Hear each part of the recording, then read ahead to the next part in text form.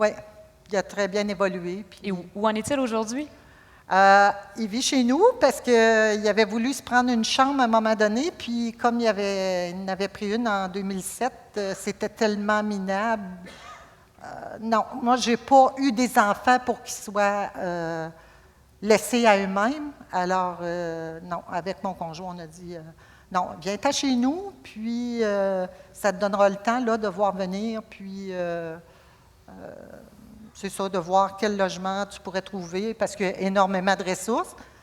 Et ça fait 4 ans de ça qu'il est chez nous. Mais il va bien, puis là, il est comme en pause.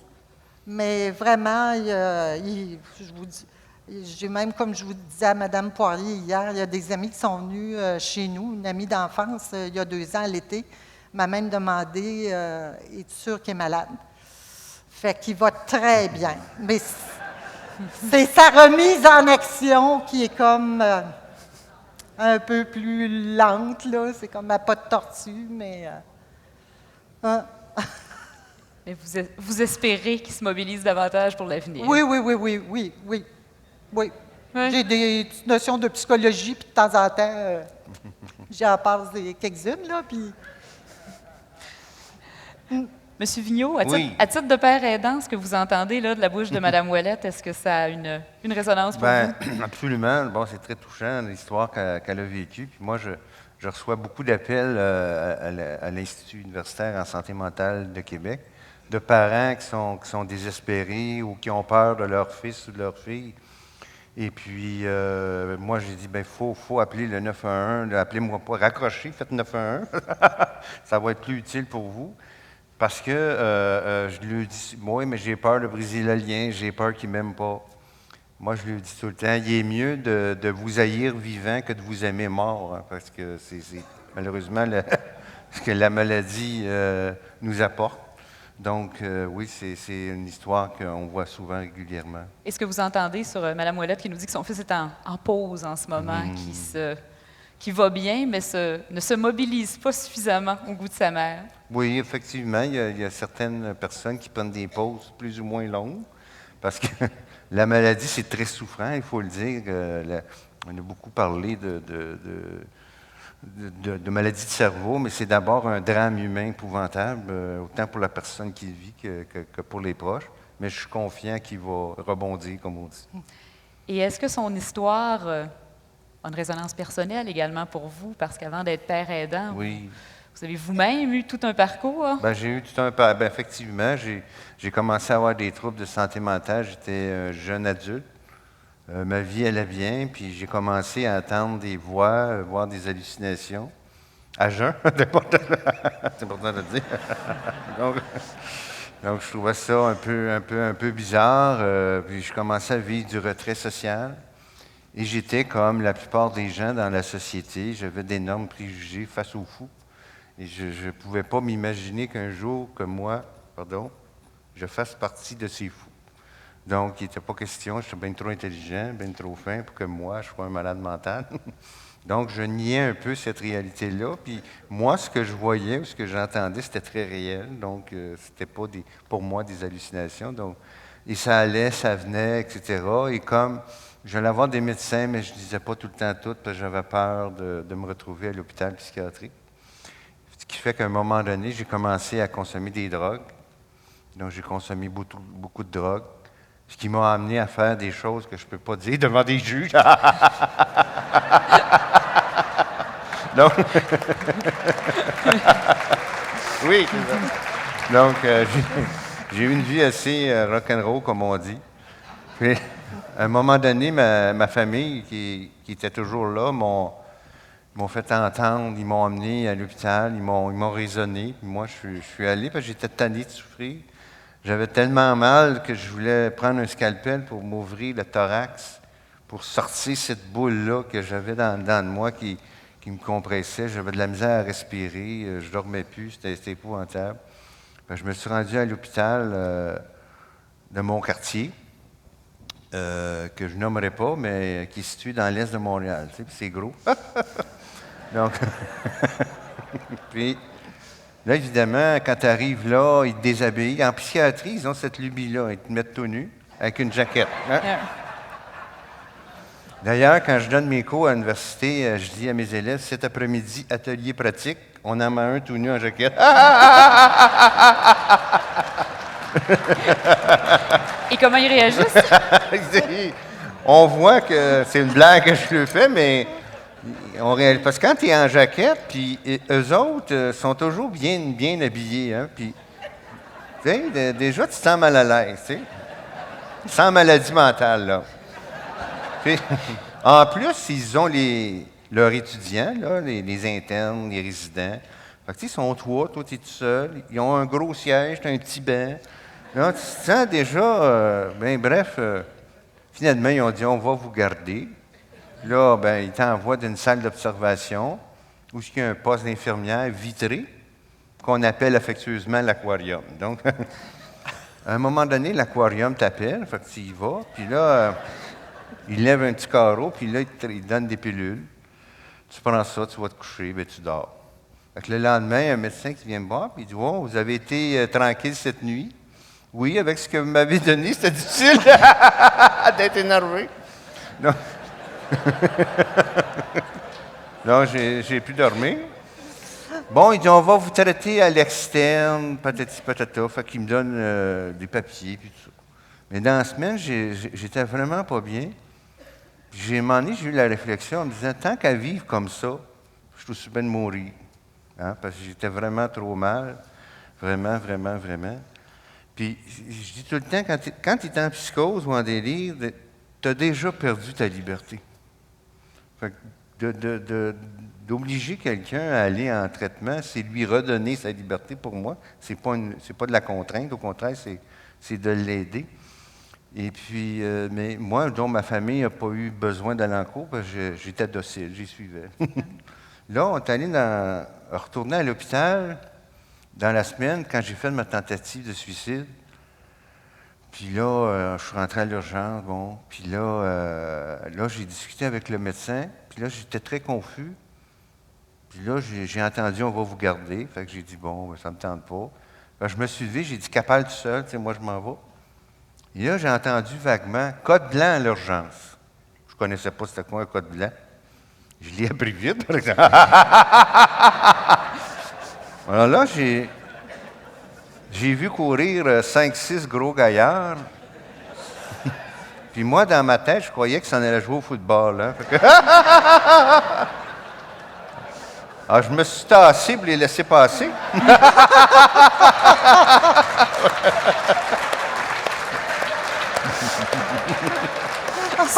Sauf que j'ai réalisé que le ballon, c'était moi. Là, je raconte ça à la blague, un peu comme Mme Ouellette. C'est très traumatisant, hein, quand tu te vois arriver, là, puis il te saute dessus, là, puis il t'explique rien, puis là, il te déshabille, puis il t'attache un lit, il te rentre dans une chambre capitonnée, puis il ferme la porte.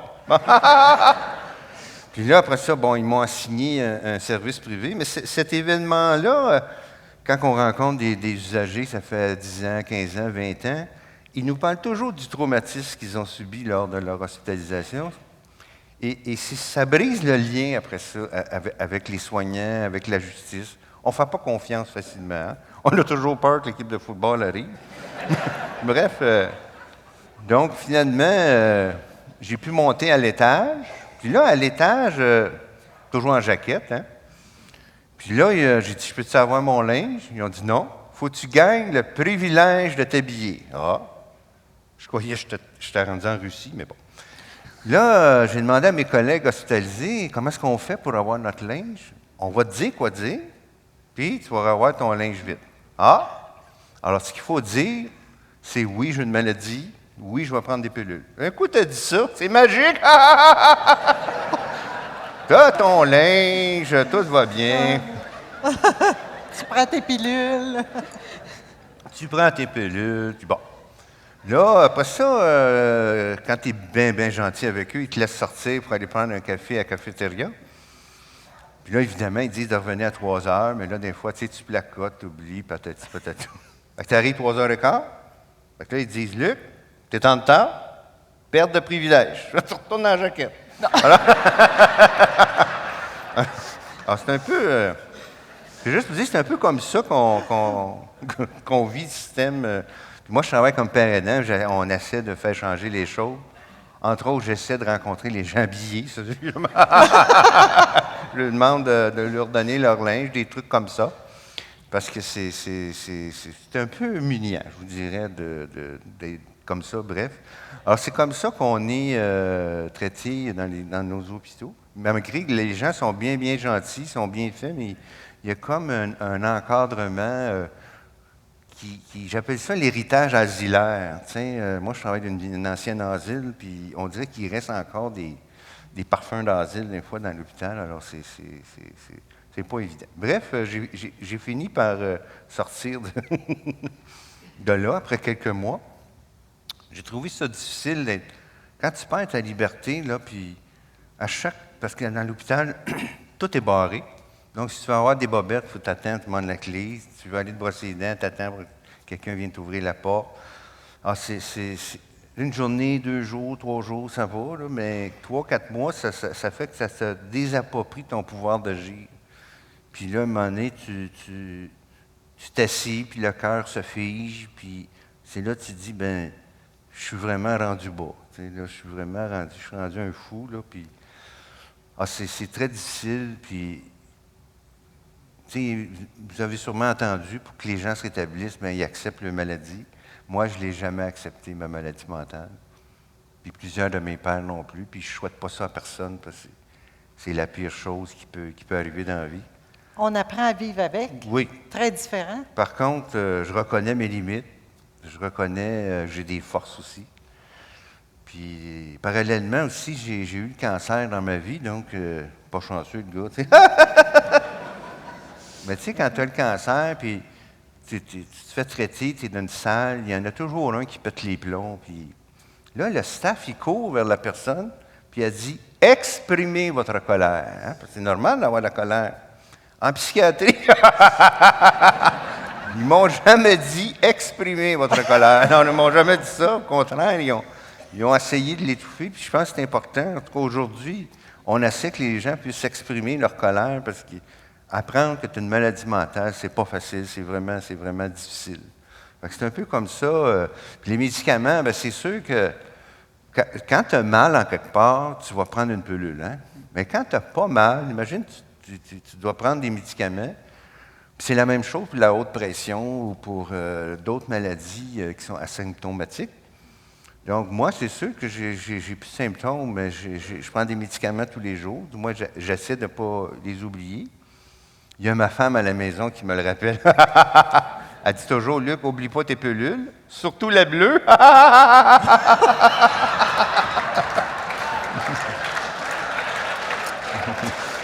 Non. Ta main, elle passe sur la main. Mais dans votre vie, oui. entre cette première hospitalisation-là de quelques mois et oui, la personne que vous êtes devenue, il y a eu d'autres étapes. Hein? Absolument. Donc, j'ai rencontré une équipe soignante extraordinaire qui m'ont parlé de rétablissement. Donc, ils m'ont dit, toi, Luc, as-tu des rêves, des désirs, quelque chose qui te fait vibrer? Et ça, auparavant, qu'est-ce qui était le message que les auparavant, psychiatres vous envoyaient? On me disait, t'es malade, c'est incurable. Puis là, on avait fait une réunion familiale, ma soeur était là, puis la psychiatre avait dit textuellement à ma soeur, votre frère, il est fini. C'est pas très motivant d'aller suivre, d'aller travailler ou d'aller suivre des ateliers. Donc, quel effet ça a eu sur vous? Je me suis assis et je me suis bercé. C'est ça, je suis fini. Donc, et pourquoi vous avez arrêté de vous bercer? C'est ça, c'est que la personne elle m'a demandé si j'avais des rêves, des désirs. Là, il a fallu que je réfléchisse. Fait que je me suis en allé chez moi. Puis moi, vous allez trouver ça drôle, pour me détendre, j'écoute les débats à l'Assemblée nationale. Bon. On voit qu'il reste des symptômes.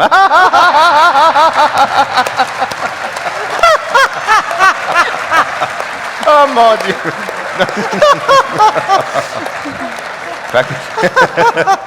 J'écoute les débats, puis là, j'ai un flash, je me dis, hey, moi, j'aimerais ça être député. Oui, ma voix... mais là, ouais, il va falloir que je me fasse un CV, puis dessus, ça va être marqué schizophrène. Pas sûr. Puis bon, à cette époque-là, je prends 34 pilules par jour. Je me lave pas, je suis en liaube, je suis pas rasé. Tu sais, personne ne donne 5 cents de ma peau. Ben, je dis, je veux être conseiller politique. Ça, j'aimerais ça. Je m'en vais voir mon intervenante, toujours pas lavé, les yeux pochés. Puis elle dit, puis Luc, qu'est-ce que tu veux faire? Moi, je veux être conseiller politique. Elle me regarde avec un grand sourire, puis elle dit, ça va leur faire du bien.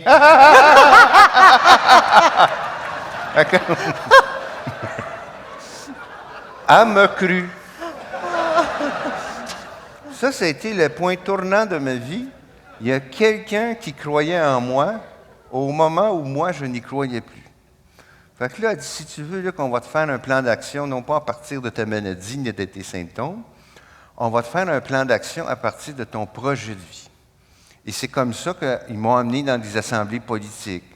Puis là, je m'apercevais que les gens me fuyaient. Fait que j'ai dit, pourquoi les gens me fuient? Ils ont dit, c'est parce que tu pues, là. Alors donc, j'ai commencé à me laver, parce que ça faisait sens pour moi. Ça faisait du bon sens.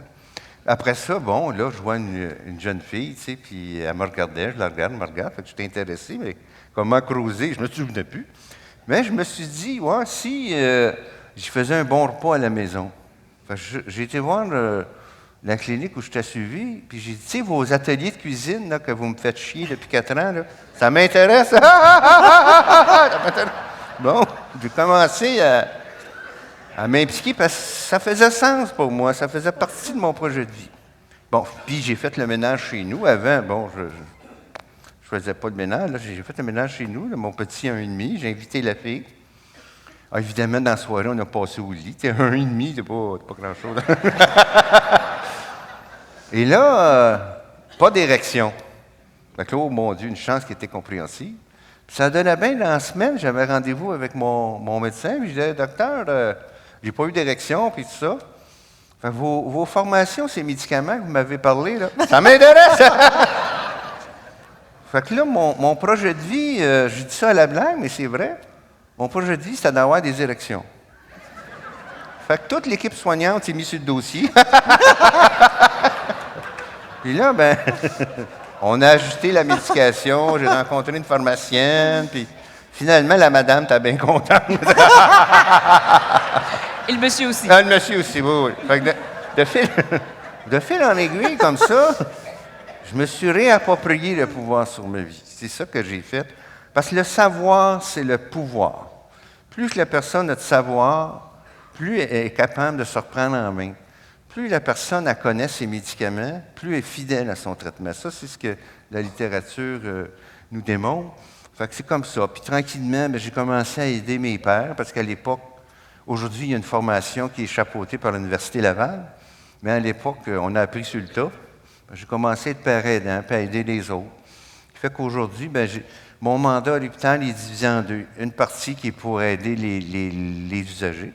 L'autre partie, c'est pour les cadres. Alors, je soutiens les cadres pour changer la philosophie, pour aller vers leur établissement. Parce qu'avant, on était très, très coercitif. Maintenant, ben, sans oublier que le danger existe, mais il faut comme par exemple, mettre des gens en isolement, on fait presque plus ça maintenant. Autrefois, les salles... D'ailleurs, dans mon temps, quand tu voulais astiner l'infirmière, tu attendais que les salles d'isolement soient pleines. Là, tu sais. Parce que sinon, là, tu te retrouvais ça là. Ouais. Pas si fou que ça, quand même. Donc, aujourd'hui, ils sont presque toujours vides, et tant mieux. Les molécules, au niveau des médicaments, c'est de plus en plus... C'est pas marqué dans ma face que je prends des médicaments. Donc, tu sais, avant, ça paraissait. Il y a aussi les injectables maintenant. Avant, on donnait ça pour contrôler les gens. Maintenant, c'est de plus demander. Les usagers en veulent parce qu'ils ne veulent pas prendre des pilules devant le monde au travail, puis tout ça. Donc, la science a fait beaucoup d'efforts. Il reste maintenant, c'est sûr que le bras, le gouvernement est un peu schizophrène, hein, parce que d'un côté, d'un bras, il sort les gens des hôpitaux, puis le bras de la justice, lui, il rentre en dedans. Alors ça, il faut s'asseoir, puis vraiment trouver une solution à ce problème-là qui me tient vraiment, vraiment à cœur, parce que les gens qui sont judiciarisés chez nous, quand on veut les sortir, l'ATS, là, il faut qu'elle vende son client, hein, parce que personne ne les veut. Les ressources d'hébergement ne sont pas très preneurs de gens judiciarisés. Hein. Fait que donc, c'est un problème. Peut-être avec le nouveau système, ça va mieux aller, avec le docteur Barrette. Hein? Donc, bon, voilà. Et vous?